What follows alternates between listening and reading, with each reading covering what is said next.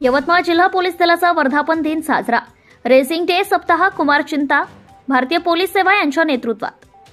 Maharashtra police दलाच्या वर्धापन दिनानिमित्त यवतमाळ शहरात विशेष पदसंचलन पथक पोलीस अधीक्षक कुमार चिंता यांच्या नेतृत्वात काढण्यात आली। 2 जानेवारी रोजी महाराष्ट्र पोलीस दलाचा 59वा वर्धापन दिन असतो। या दिनाचे औचित्य साधून यवतमाळ येथील जिल्हा पोलीस अधीक्षक मुख्यालय येथून पदसंचलनाला सुरुवात करण्यात आली। शहरात कायदा व सुव्यवस्था अबाधित राहील याकरिता महाराष्ट्र पोलीस काम करीत आहे। यावेळी अवधूतवाडी पोलीस स्टेशन, शहर पोलीस स्टेशन, ग्रामीण police station, Lohara police station येथील पोलीस कर्मचारी या पदसंचलनामध्ये उपस्थित होते। Subscribe now and press the bell icon. Never miss an update.